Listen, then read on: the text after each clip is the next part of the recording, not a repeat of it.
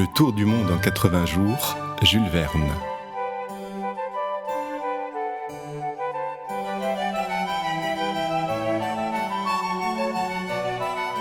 Chapitre 1, dans lequel Phileas Fogg et Passepartout s'acceptent réciproquement, l'un comme maître, l'autre comme domestique.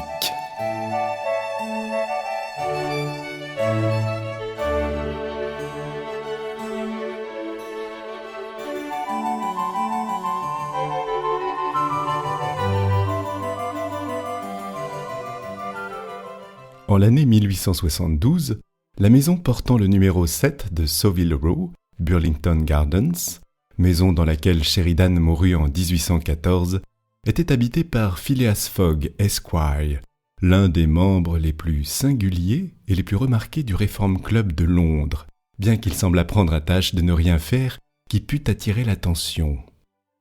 À l'un des plus grands orateurs qui honorent l'Angleterre, succédait donc ce Phileas Fogg, personnage énigmatique dont on ne savait rien, sinon que c'était un fort galant homme et l'un des plus beaux gentlemen de la haute société anglaise.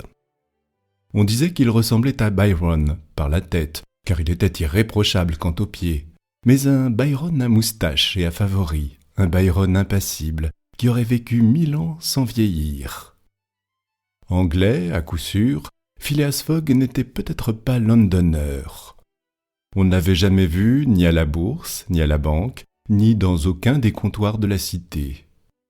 Ni les bassins, ni les docks de Londres n'avaient jamais reçu un navire ayant pour armateur Phileas Fogg.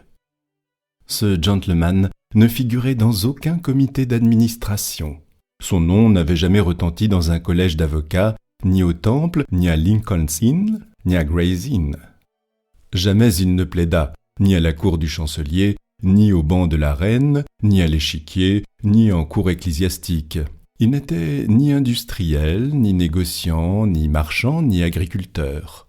Il ne faisait partie ni de l'institution royale de la Grande-Bretagne, ni de l'institution de Londres, ni de l'institution des artisans, ni de l'institution Russell, ni de l'institution littéraire de l'Ouest, ni de l'institution du droit, ni de cette institution des arts et sciences réunis, qui est placé sous le patronage direct de sa gracieuse majesté.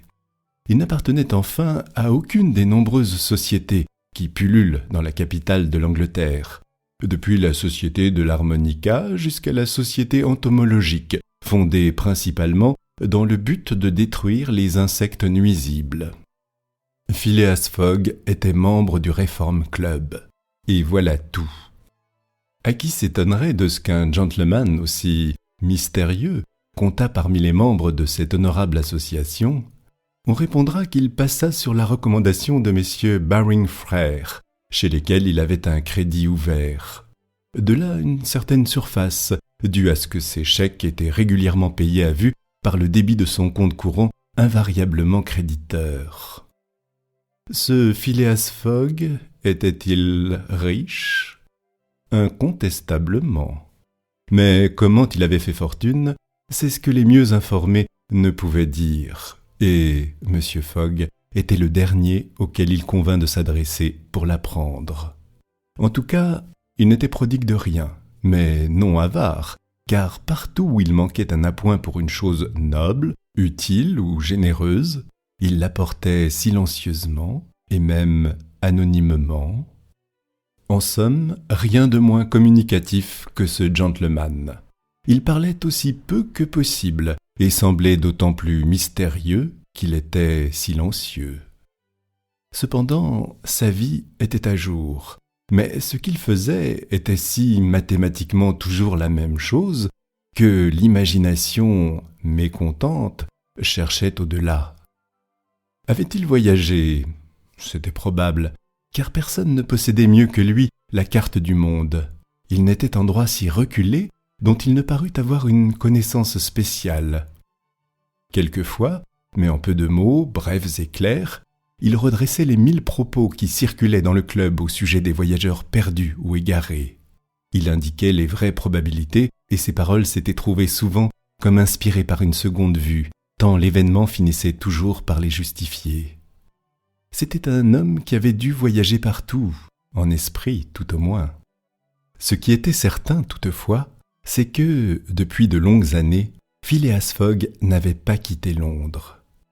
Ceux qui avaient l'honneur de le connaître un peu plus que les autres attestaient que, si ce n'est sur ce chemin direct qu'il parcourait chaque jour pour venir de sa maison au club, personne ne pouvait prétendre l'avoir jamais vu ailleurs. Son seul passe-temps était de lire les journaux et de jouer au whist.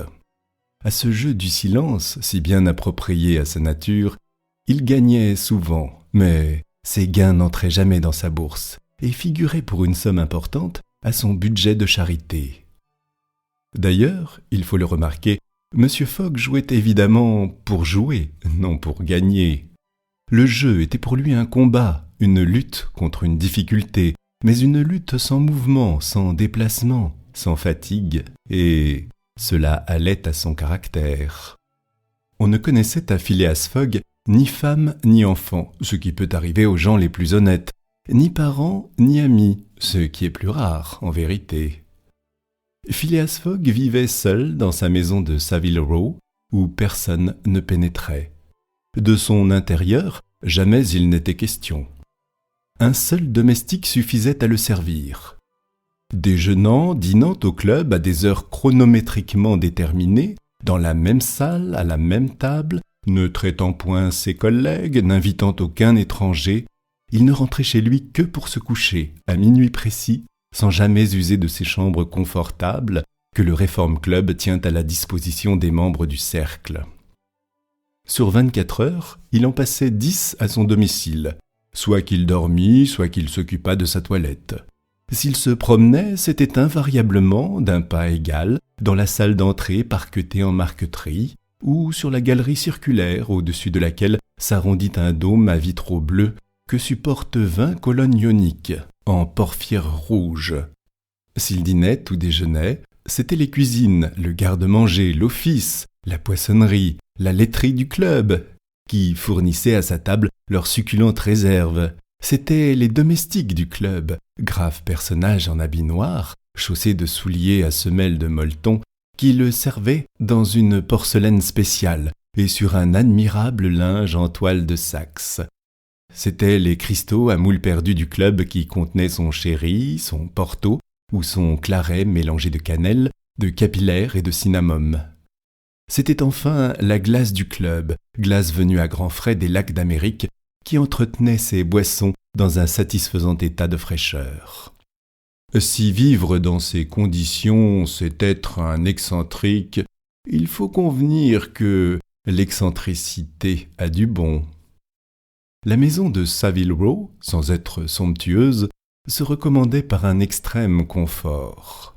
D'ailleurs, avec les habitudes invariables du locataire, le service s'y réduisait à peu. Toutefois, Phileas Fogg exigeait de son unique domestique une ponctualité, une régularité extraordinaires. Ce jour-là même, 2 octobre, Phileas Fogg avait donné son congé à James Forster, ce garçon s'étant rendu coupable de lui avoir apporté pour sa barbe de l'eau à 84 degrés Fahrenheit au lieu de 86. Et il attendait son successeur qui devait se présenter entre 11h et 11h30. Phileas Fogg, carrément assis dans son fauteuil, les 2 pieds rapprochés comme ceux d'un soldat à la parade, les mains appuyées sur les genoux, le corps droit, la tête haute, regardait marcher l'aiguille de la pendule, appareil compliqué qui indiquait les heures, les minutes, les secondes, les jours, les quantièmes et l'année. À 11h30 sonnant, M. Fogg devait, suivant sa quotidienne habitude, quitter la maison et se rendre au Reform Club. En ce moment, on frappa à la porte du petit salon dans lequel se tenait Phileas Fogg. James Forster, le congédié, apparut. « Le nouveau domestique, » dit-il. Un garçon âgé d'une trentaine d'années se montra et salua. « Vous êtes français et vous vous nommez John ?» lui demanda Phileas Fogg. « Jean, n'en déplaise à monsieur, » répondit le nouveau venu. « Jean Passepartout, un surnom qui m'est resté et que justifiait mon aptitude naturelle à me tirer d'affaire. Je crois être un honnête garçon, monsieur. » Nous espérons que vous avez apprécié cet aperçu. Pour continuer à écouter ce livre audio sur Google Play Livres, utilisez le lien dans la description de la vidéo.